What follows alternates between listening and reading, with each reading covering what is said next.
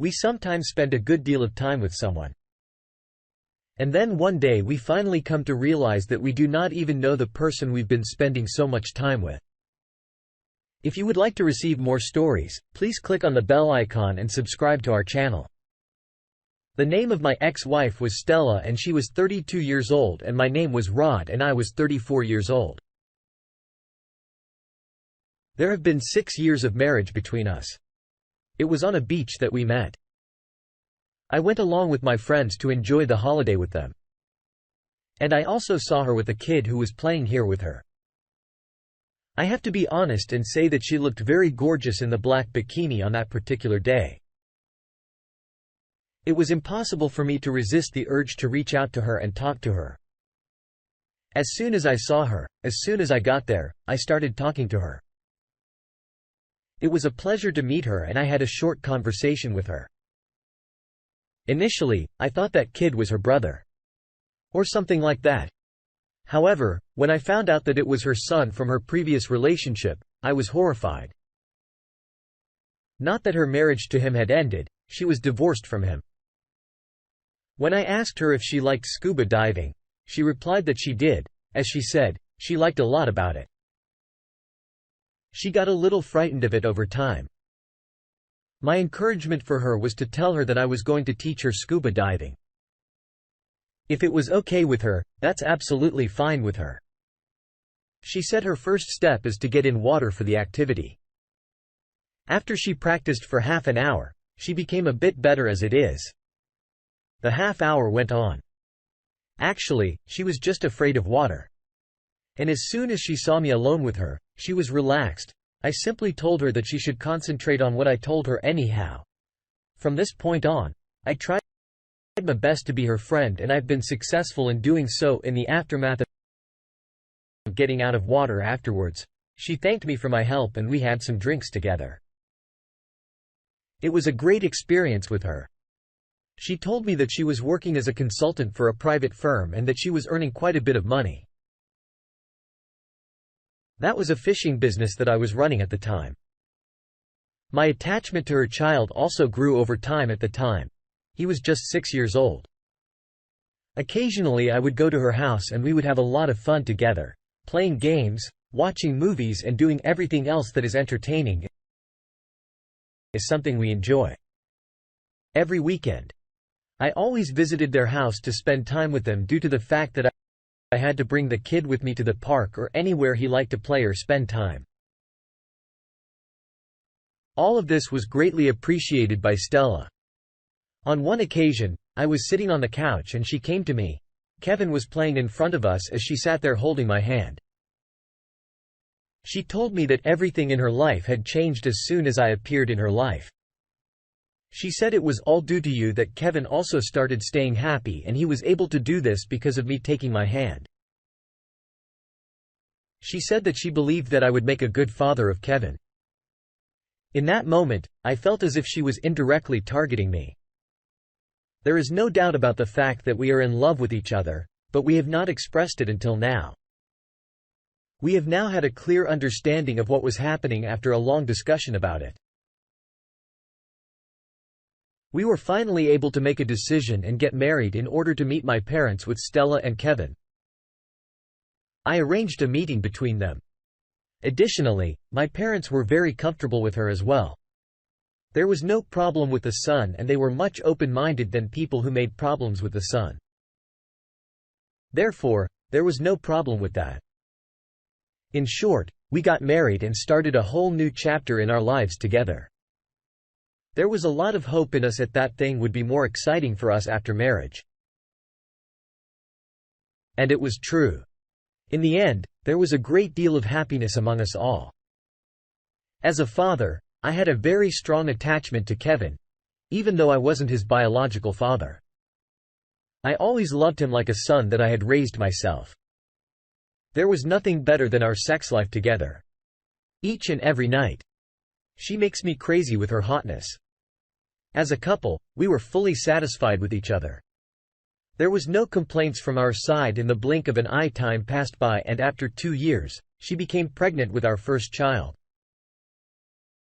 There was no doubt that it was one of the best and most memorable experiences of my life. It was now time for me to have my own son. I felt like our family was now much more comfortable than it had been over before. A further 2 years had passed. Stella was the one who started the problem in order to keep up with her friends. She started going out at night with them. It happens all the time. As her job was quite challenging, she always got caught up in her work. So I did not ask her about anything and let her hang out with at night. As far as her space was concerned, I gave her my full attention.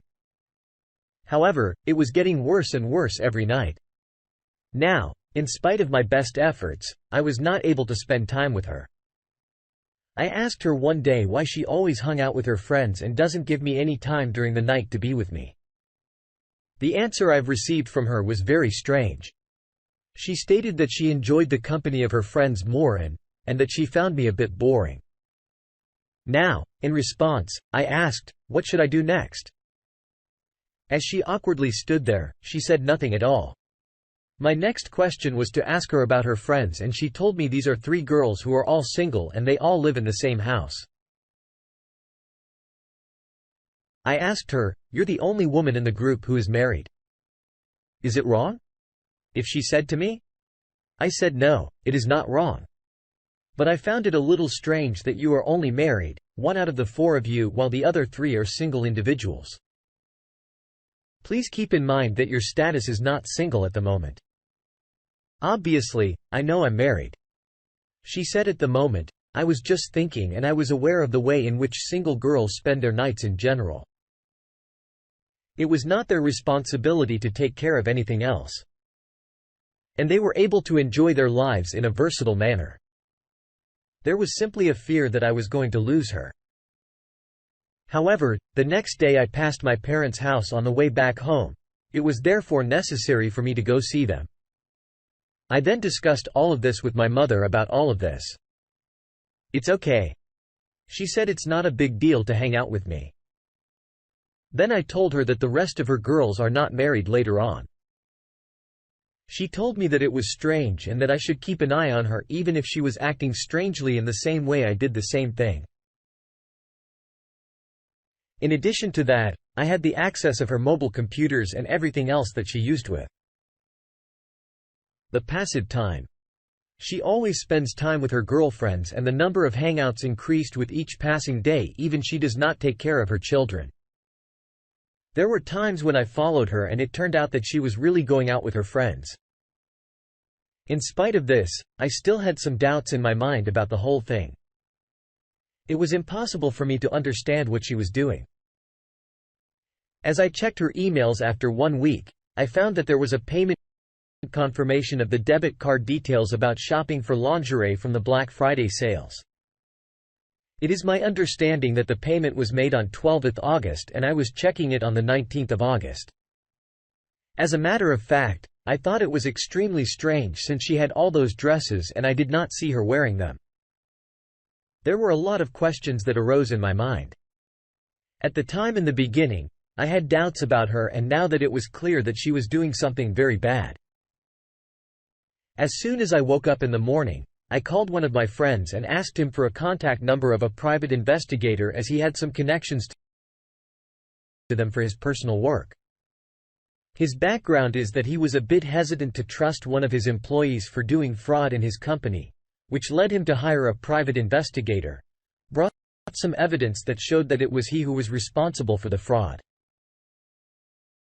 In any case, he gave me the number of a private investigator.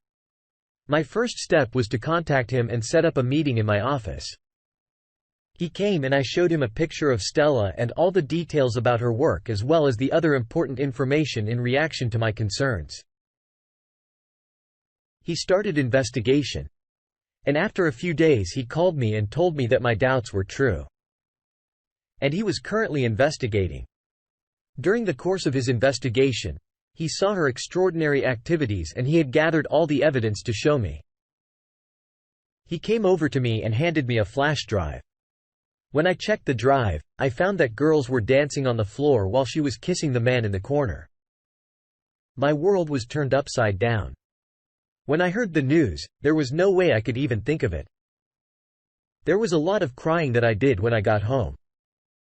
It was then when I went to my parents' house and my mother asked me what had happened to me. In order to show them the video, I pull out my cell phone and show it to them. My parents advised me to do what is best for her. So I divorced her. The first thing I told them was that they should not speak to her until I had divorced her. There is no doubt in my mind that I was going to do. As soon as I got into my car, I called the investigator and instructed him to find out the address of the asshole with whom Stella was sleeping. As far as my house was concerned, everything was fine and I wasn't letting her know what I was thinking. I didn't want to let her know what I was going to do with her. After a while, investigator informed me that he had found the address of the man. He texted me the address of that, and the only thing that remained was for me to catch them red-handed. It was confirmed by the private investigator that they used to meet almost every day. I could recall that it was a Saturday night that she came home in a hurry without having dinner. She went out with her friends. It took me 1 hour to follow her to the pub, and all her friends were also with her after driving for 1 hour. The reason I took a cab and mask was that I did not want to appear normally in front of her. If I could, she would be more cautious. The first thing I did was to go to the pub and watch her for 40 minutes. It is without a doubt that she was waiting for her fair partner to arrive. As soon as the fatty minutes had passed, he appeared. And after a short meeting, they left the bar and walked to their car. First of all, I assumed they would go somewhere else after watching them for about 10 minutes. The two of them were still in the car and I noticed them on the back seat of the car. They got a little wild. It was not my intention to go to them. As soon as I got in the car, I smashed it 3 times very badly and there were 3 seriously injured. It was my anger that made me do this. At the time, there was no choice left for me to make. No matter how you look at it. It was quite a big accident. After getting out of the car, I went over to the car, opened the door and saw that both of them were injured. In spite of this, they were in conscious state, the mask and cap were taken off and I was shown my face by Stella. There was no word she could say to express her feelings because he had not done any good with me. I grabbed her hair and told her that everything that had happened to her was due to her sin. In addition, I'll divorce her and take custody of the child as soon as possible. It didn't take long for the police to arrive and all the normal investigations were conducted. As soon as I was arrested, I told them everything I knew. And after 1 day I had my bail approved there after I divorced her into the custody of my child back from her. She apologized for what she had done on the day of the hearing, but it was too late for now for her to make amends for what she had done. As long as I have my child, I did not need anyone else in my life. After all this, I still had pain because of her.